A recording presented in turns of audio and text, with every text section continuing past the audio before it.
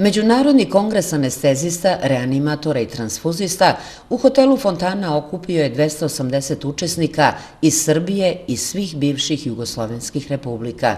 Ovo je 18. kongres udruženja, inače ovo je jedno od najstarijih udruženja na prostorima Srbije, staro je tačno 66 godina, još malo pa ćemo neki jubilej da pravimo, u Vrnjačkoj banji smo već 14. ili 15. godina.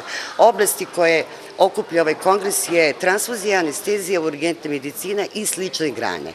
Kongres se bavi specifičnim i u suštini odvojenim oblastima medicine, anestezijom, reanimacijom i transfuzijom, zato što ove grane spaja pacijent. Naprimjer, ako imamo povređenog ili unesrećenog, tu ćemo imati urgentnu medicinu, tu ćemo imati tu reanimaciju, koja će da nastavi zbrinjavanje pacijenta preko anesteziološke službe i onda anesteziološka služba će primeniti krvne derivate. Zato je, na primjer, vrlo interesantno za sve slušaoce, za sve polaznike, za sve ljude koji su došli ovde da čuju i šta se to dešava ispred, šta se dešava u toku, da čuju najnovije dostignuća iz njihove grane i da vide šta će to da se primeni od krvnih derivata u tretiranju pacijenta. Jedan od važnih segmenata kongresa je predstavljanje inovacija u ovim oblastima, među kojima su i aparati firme Fresenius za izmenu plazme i pravljanje komponentne terapije. Jer nije samo da dođe davaoc i da krv.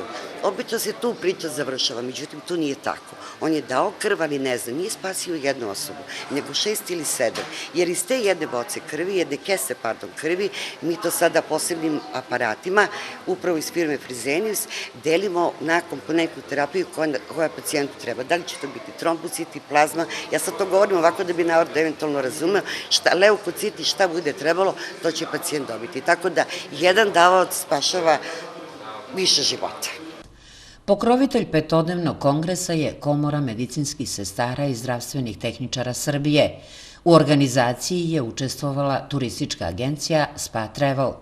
U udruženju anestezista, reanimatora i transfuzista, koji okuplja oko 3000 članova iz Srbije i regiona, kažu da su s razlogom za svoje stručne skupove izabrali Vrnjačku banju.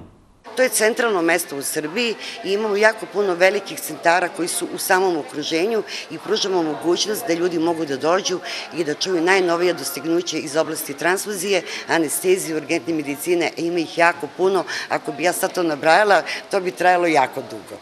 Zbog povoljnih uslova za boravak i rad i dobre višegodišnje saradnje u organizaciji kongresa, članovi udruženja anestezista, reanimatora i transfuzista će i narednih godina ostati verni Vrnjačkoj banji i hotelu Fontana.